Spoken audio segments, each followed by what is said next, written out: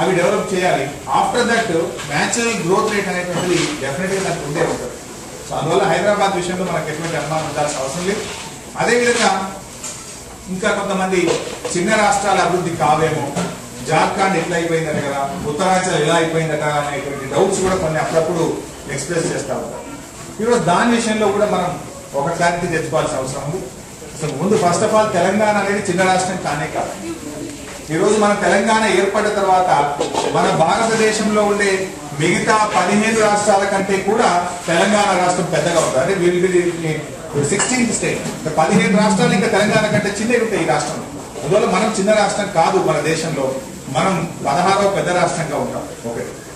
రెండవ విషయంలో ఈరోజు జార్ఖండ్ కానీ, ఛత్తీస్గఢ్ కానీ, ఉత్తరాంచల్ 3 కొత్త రాష్ట్రాలు ఏర్పడ్డాయి మన దేశంలో. ఆ రాష్ట్రాలు వాటి యొక్క ప్రోగ్రెస్, తలసరి జీడిపి ఏదైతే ఉందో అది పేరెంట్ స్టేట్స్ కంటే చాలా ఎక్కువగా ఉంది. ఇది మనం చెప్పట్లేదు. Planning commission of India every year కూడా after the end of the financial year వాళ్ళు డేటా అంతా కూడా రిలీజ్ చేయడం జరుగుతుంది. 2008-9లో తీసుకున్నప్పుడు బీహార్ నుంచి జార్ఖండ్ విడిపోయింది. జార్ఖండ్ గ్రోత్ రేట్ ఏమో 8.2, బీహార్ గ్రోత్ రేటు 6.2. మరి బీహార్ చాలా పెద్దది, ఎందుకు డెవలప్ కాలేదు? కొత్తగా ఏర్పడేటువంటి జార్ఖండ్ గ్రోత్ రేట్ బీహార్ కంటే 2% ఎక్కువగా వచ్చింది. అదే the same case in the case of Uttar Pradesh, Uttaranchal and Madhya Pradesh, Chhattisgarh. And 2009-10 కూడా మనం చూసుకున్నప్పుడు మొత్తం కంట్రీలో టాప్ 3 స్టేట్స్ లో ఈ 2 కొత్తగా ఏర్పడ్డ రాష్ట్రాలు టాప్ 3లో they are placing 1 and 3. So ఈ రకంగా చిన్న రాష్ట్రాలు ఎక్కువగా అభివృద్ధి చెందినాయి. ఇది మనం చెప్పింది కాదు, మరి ఈరోజు చరిత్రనే చెప్తాం. ఉత్తరప్రదేశ్ చాలా పెద్ద రాష్ట్రం, 85 మంది ఎంపీలు ఉన్నారు ఉత్తరప్రదేశ్ లో, కానీ ఉత్తరప్రదేశ్ ప్రోగ్రెస్ ఏందో మనం చూడలేదు. బీహార్ చాలా పెద్ద రాష్ట్రం, మరి బీహార్ ఎందుకు అభివృద్ధి చెందలేదు? మరి చిన్నగా ఉన్న కేరళ కావచ్చు, హర్యానా కావచ్చు, అవి ఎంత అద్భుతంగా అభివృద్ధి చెందినవి, ప్రగతి సాధించినవి కూడా మనం చూడగలుగుతున్నాం. ఈరోజు అమెరికా లాంటి దేశంలో మనకు ఇండియా కంటే 1/3 పాపులేషన్, కానీ ఇక్కడ 50 రాష్ట్రాలు ఉన్నాయి. ఆల్మోస్ట్ జియోగ్రఫికల్ పెద్ద ఉండొచ్చు, కానీ పాపులేషన్ వైజ్ ఓన్లీ 1/3. స్టిల్ ఇక్కడ 50 రాష్ట్రాలు ఉన్నాయి. సో ఎప్పుడైనా మరి స్మాలర్ స్టేట్స్ అనేది గుడ్ గవర్నెన్స్ కు మరి ఇంకా ఎక్కువ మోర్ అటెన్షన్ పే చేయడానికి, ఏ సెక్టార్స్ అయితే వలరబుల్ సెక్టార్స్ ఉన్నాయో వాటి మీద అటెన్షన్ పెట్టి వాటిని జాగ్రత్తగా డెవలప్ చేసుకోవడానికి, ప్రజల అవసరాలు తీర్చడానికి ఉపయోగపడేటువంటి అవకాశం ఉంటుంది. సో ఆ రకంగా ఈరోజు తెలంగాణ మరి రాష్ట్రం అనేటువంటిది చాలా వయబుల్ స్టేట్. మనం డెఫినెట్ గా అన్ని రకాలుగా కూడా ప్రగతిని మనం సాధించుకునేటువంటి అవకాశం ఉంటుంది. ఈరోజు మనందరం కూడా ఒకటే విషయం డిసైడ్ చేసుకోవాలి. ఇక తెలంగాణ రాష్ట్రం అనేది ఇప్పుడు రాకపోతే ఇంకెప్పుడు రాదు, నౌ ఆర్ నెవర్. ఇప్పుడు గిట్ట మనం బస్సు మిస్ అయితే ఇక మళ్ళీ బస్సు ఎక్కలేదు. మనకి చాలా మంది పెద్దలు ఏమన్నారంటే, నాతో నిన్న హనుమంత్ రెడ్డి గారు కలిసారు, చికాగో సిటీలో కలిసినప్పుడు వారు నిన్న స్పీచ్ ఇస్తూ వారు ఏమన్నారు, హనుమంత్ రెడ్డి గారు అంటే మీ అందరికీ తెలుసు అనుకోండి, హనుమంత్ రెడ్డి గారు గురించి పరిచయం అక్కర్లేదు అనుకోండి. సో వారంటారు, నేను 69లో జైలుకి పోయినాను 2 నెలలు తెలంగాణ ఉద్యమంలో. నేను అమెరికా వచ్చిన తర్వాత ఇక తెలంగాణ రాదనుకున్నాను, తెలంగాణ గురించి మర్చిపోయినాను. నిజంగా ఈ రోజు ఉద్యమం ఈ స్థాయికి వచ్చిందంటే చాలా సంతోషం అనిపిస్తుంది. ఇంకా ఈసారి మాత్రం మనం మిస్ కావద్దు, ఎట్టి పరిస్థితుల్లో తెలంగాణ సాధించాలి, వస్తుంది అనేటువంటి విశ్వాసాన్ని హనుమంత్ రెడ్డి గారు వ్యక్తం చేశారు. అందులో మనం కూడా ఈరోజు ఈ సందర్భంలో అందరం కూడా అవసరమైతే పార్టీలు పక్కన పెట్టైనా సరే అన్ని కూడా పక్కన పెట్టి this time we should achieve Telangana. Definite గా వస్తుంది. డిసెంబర్ తర్వాత మరి ఈ శ్రీకృష్ణ కమిటీ ఏం రిపోర్ట్ ఇస్తుంది, ఆ రిపోర్ట్ ఏ రకంగా ఉంటుంది, కేంద్ర ప్రభుత్వం మరి నిజంగా నిర్ణయం తీసుకుంటుందా తీసుకోదా, మరి తీసుకుంటే ఏ రకంగా ఉండాలి, నిర్ణయం తీసుకోకపోతే మనం ఏం చేయాలి అనే ప్రశ్న ఈ రోజు తెలంగాణ ప్రజలందరినీ కూడా వేధిస్తా ఉంది. ప్రతి ఒక్కరూ ఏ కంట్రీలో ఉన్నా ఎక్కడున్నా అన్న ఏమైతే డిసెంబర్ తర్వాత వస్తుందా తెలంగాణ, మరి కమిటీ ఇవ్వకపోతే ఏం చేద్దాం, ఇదే ప్రశ్న ప్రతి తెలంగాణ పౌరుడి మనసులో ఉంది. అది ఎక్కడ ఏ దేశంలోనే ఉందని అతను అందరి ఆలోచనలు కూడా డిసెంబర్ అయితే ఉన్నాయి. ఈరోజు మనం ఒకటే అర్థం చేసుకోవాల్సింది, శ్రీకృష్ణ కమిటీ అవునన్నా కాదన్నా అల్టిమేట్ గా నిర్ణయం జరగాల్సింది ఒక రాజకీయ పరంగా నిర్ణయం జరగాలి. కేంద్ర ప్రభుత్వం ఒక నిర్ణయం తీసుకోవాల్సిన అవసరం ఉంది. ఆ ప్రభుత్వం మీద మనం ఒత్తిడి పెంచాల్సిన అవసరం ఉంది. శ్రీకృష్ణ కమిటీ అందరికి కూడా అర్థమైపోతుంది ఏంటంటే అది అటు ఇటు కాకుండానే ఉంటుంది, అది పాము చావదు కట్టె విరగదనే విధంగా రిపోర్ట్ ఉంటుంది అనేది అందరూ ఎక్స్పెక్ట్ చేస్తున్నారు. అల్టిమేట్ గా జరగాల్సింది గవర్నమెంట్ ఆఫ్ ఇండియా ఒక డెసిషన్ తీసుకోవాలి, ఒక పొలిటికల్ డెసిషన్ రావాల్సిన అవసరం ఉంది, విజ్డమ్ ప్రివేల్ కావాల్సిన అవసరం ఉంది. అది రావాలంటే మనం అందరం కూడా కేంద్రం మీద ఒత్తిడి పెంచాల్సిన అవసరం ఉంది. కాంగ్రెస్ పార్టీయా, తెలుగుదేశం పార్టీయా, టీఆర్ఎస్, బీజేపీ అవసరమైతే పార్టీలు పక్కన పెట్టైనా సరే మనం కేంద్రం మీద ఒత్తిడి తేవాలి. ప్రజలందరం కూడా ఒక్కసారి మీకు రావాల్సిన అవసరం ఉంది. ఈరోజు ఏదో భూకంపం వస్తుంది, యుద్ధం జరుగుతుంది, ప్రళయం జరుగుతుంది అప్పుడప్పుడు మాటలు చూసి కొంతమంది అదే నిజంగానే యుద్ధం జరుగుతుందా అనే ఒక భావన కలగవచ్చు. యుద్ధం జరుగుతుంది అంటే తుపాకులు పట్టుకొని కొట్టుకోవడం యుద్ధం కాదు. యుద్ధం అనేటువంటిది ఆ ఫోర్స్ ఇండికేట్ చేస్తుంది, ద సీరియస్నెస్ ఇండికేట్ చేస్తుంది, అంతే తప్ప ఇంకోటి కాదు. అయితే ఈ రోజు తెలంగాణ ప్రజలు ఏ స్థాయికి పోయిందో మీరు కూడా టీవీలో చూసుకుంటారు అప్పుడప్పుడు. ఈ రోజు ప్రజల్లో ఐక్యత ఉంది. లీడర్ల మధ్య కొంత కన్ఫ్యూజన్ ఉండొచ్చు, పార్టీల మధ్య అధికారం కోసమో సీట్ల కోసం పంచాయతీలు ఉండొచ్చు, కానీ తెలంగాణ ప్రజల్లో చాలా క్లారిటీ ఉంది. ఈరోజు ఇవాళ ఉద్యమం విషయంలో మనం చూస్తుంటే 1969 మూమెంట్ పట్టణాల్లో జరిగింది, కానీ ఇప్పటి మూమెంట్ పల్లెల్లో పుట్టింది, గ్రామాల్లో వచ్చింది ఉద్యమం. ఈ రోజు ఒక రైతు, ఒక మహిళ, ఒక కూలీ కూడా ఈ రోజు తెలంగాణ గురించి స్పష్టంగా చెప్తున్నారు. తెలంగాణ గురించి రోడ్లపైకి వస్తున్నారు, బతుకమ్మ ఆడుతున్నారు, నిరాహార దీక్షలు చేస్తున్నారు, ధర్నాలు చేస్తున్నటువంటి పరిస్థితి ఈ రోజు తెలంగాణ ప్రాంతంలో. అందువల్ల మేము కూడా డెఫినెట్ గా అందరం కలిసి పనిచేయడానికి సిద్ధంగా ఉన్నాం. కలిసి వచ్చే వాళ్ళందరినీ కలుపుకొని ఉద్యమం చేయడానికి టీఆర్ఎస్ సిద్ధంగా ఉంది. మేము డెఫినెట్ గా ఈ ఉద్యమాన్ని వదిలిపెట్టే ప్రశ్న ఉండదు. చాలా మందిలో కొన్ని అనుమానాలు అప్పుడప్పుడు కొన్ని కావాలనే ఉద్దేశపూర్వకంగా కొన్ని ఆంధ్ర పత్రికలో కొన్ని సంస్థలో రాసే ప్రయత్నం చేస్తాయి. టీఆర్ఎస్ పెట్టినప్పుడు కూడా ఈ రోజు పరిస్థితులు తారుమారైపోయింది.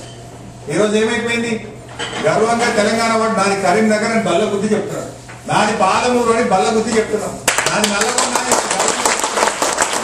అమెరికాలో ఉన్నా జై తెలంగాణ, ఐఎమ్ ఫ్రమ్ సిద్దిపేట నాకు షేక్ హ్యాండ్ ఇస్తున్నారు. ఈ రోజు ఐఎమ్ ఫ్రమ్ వరంగల్ అని చెప్పి మనం గర్వంగా చెప్పుకునేటువంటి పరిస్థితి వచ్చింది. అది పరిస్థితులు ఉంటాయి. అయిపోయినాయి. ఇవాళ హైదరాబాద్ లో ఉండే ఆంధ్ర వాళ్ళు ఏమంటున్నారంటే, సార్ నాది తెలంగాణనే అండి అంటున్నారు. నాటకానికే వచ్చారండి, మా నాయన ఇక్కడే పుట్టారండి, నేను ఇక్కడే పుట్టానండి అంటున్నారు. అన్నిలోనే ఉంది తొండి, తొండి మాట్లాడుతున్నారు. అన్ని అయితే పోతలేదు, నువ్వు ఇక్కడ పుట్టినా మీ ఆయన ఇక్కడ పుట్టినా అన్ని అయితే పోతలేదు. ఏమైపోయింది, ఒకనాడు మనం భయపడే వాళ్ళం, కానీ ఈ రోజు వాళ్ళు మేము తెలంగాణనండి, మేము ఇక్కడే పుట్టామండి. ఈ విజయం మనం సాధించిన ఈ 10 ఏళ్లలో, ఈ 10 సంవత్సరాల్లో చాలా గొప్ప విజయాలు మనం సాధించినాం. ఈ రోజు ప్రతి ఒక్కరు కూడా తెలంగాణ ప్రాంతంలో ఎక్కడ అన్యాయం జరిగినా they are fighting, they are raising their voice. మీరు చూసిన కొన్ని అడ్వకేట్లు మాకు 42% రావాల్సిందే హైకోర్టులో అని చెప్పి అడ్వకేట్లు టెంట్ వేసినారు, హైకోర్టును కూడా సంతృప్తి చేశారు. యూనివర్సిటీలో విద్యార్థులు కొట్లాడుతున్నారు, గ్రూప్ 1 ఉద్యోగాల్లో విద్యార్థులు కొట్లాడుతున్నారు.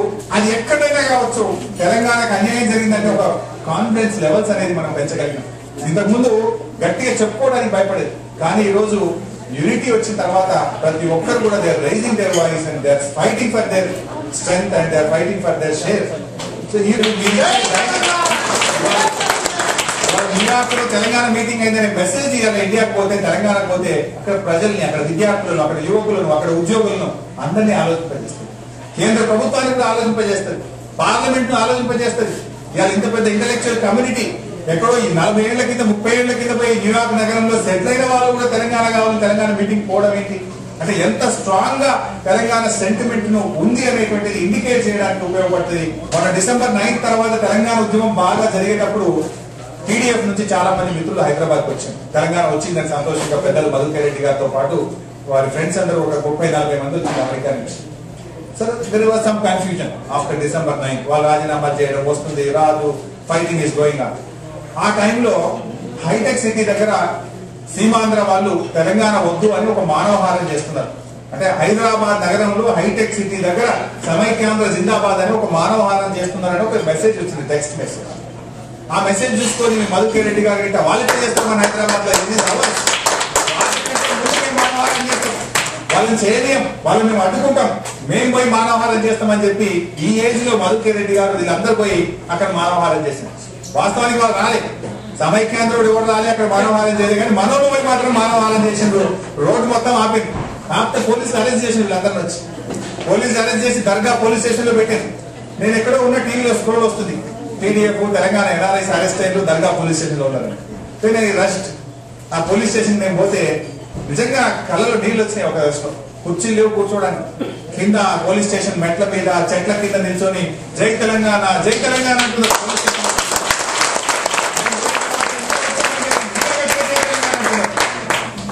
ఇవాళ మేము NRIs మేము గ్రీన్ కార్డ్ హోల్డర్స్, నాకు కేసు అయితే ఇబ్బంది అవుతుందా, నేను అమెరికా పోవడానికి కష్టం అవుతుందా, నాకు ఏం వాళ్ళు ఆలోచించారు.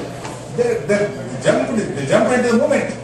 ధైర్యం కదా అక్కడ పోయి వాళ్ళకంటే ముందు వాళ్ళు ఎట్లా చేస్తారు, సమైక్యాంధ్ర వాళ్ళు మేం చేస్తాం అక్కడ అని చెప్పి మానవహారం చేసి అరెస్ట్ అయినా కూడా భయపడకుండా చూడకుండా పోలీస్ స్టేషన్ లో ఉండి కూడా జై తెలంగాణ జై తెలంగాణ, అది ఒక గొప్ప స్పిరిట్ ఈ రోజు మీరు చూపించినారు.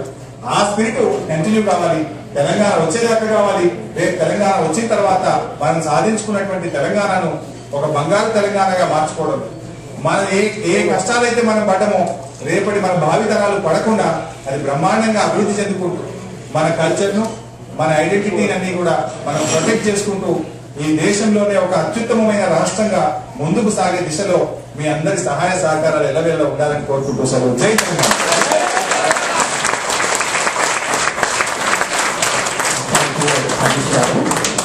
Now I request members to observe 30 seconds of silence to remember Telangana Memorial.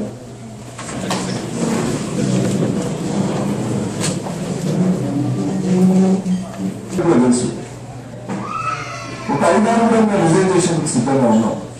Telugu Desam పార్టీలో ఇంపార్టెంట్ పర్సన్స్ క్లియర్గా డిసైడ్ చేసుకున్నాం. మా మీద ఎంత ఒత్తిడి వచ్చిందో రిజైన్ చేయకుండా అందులో వచ్చినా కూడా పూర్తిగా రిజైన్ చేసింది కూడా బయటకు వచ్చాం. బయటకు వచ్చినప్పుడు మా దాంట్లో కొంత మరి ఏ పార్టీ చేయబడాలి, దేవుడిలో తిరిగి అవుతుందా మన పరిస్థితి. ఇది ఏ టీఆర్ఎస్ లో పోతే మన ఊరికి పోతుంది, మనం పార్టీ పెడితే నెట్టుకురాలేదు.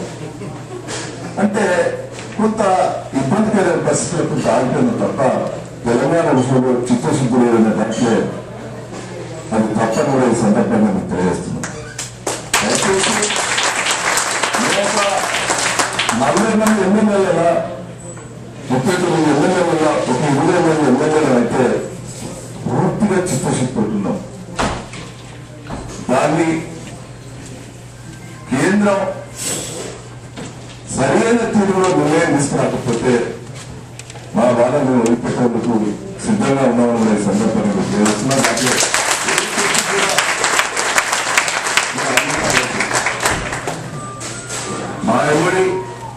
మా దగ్గర భక్తులు కూడా తెలంగాణ అంటున్నారు, నాకు ఓట్ చేసిన వాళ్ళు తెలంగాణ అంటున్నారు, ఇంట్లో తెలంగాణ అంటారు, బయట తెలంగాణ.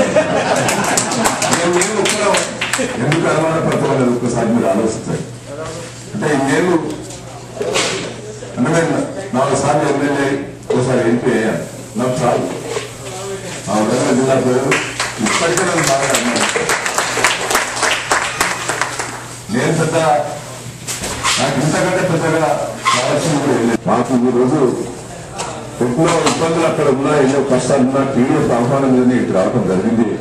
ఈ బతుకమ్మ ఉత్సవాల్లో పాల్గొనాలనే రావడం కూడా జరిగిందని ఈ సందర్భంగా చేస్తూ ఈ కార్యక్రమాన్ని ఏర్పాటు చేసిన మీ అందరికీ కూడా పేరు పేరున కృతజ్ఞతలు ధన్యవాదాలు చేస్తూ జై తెలంగాణ.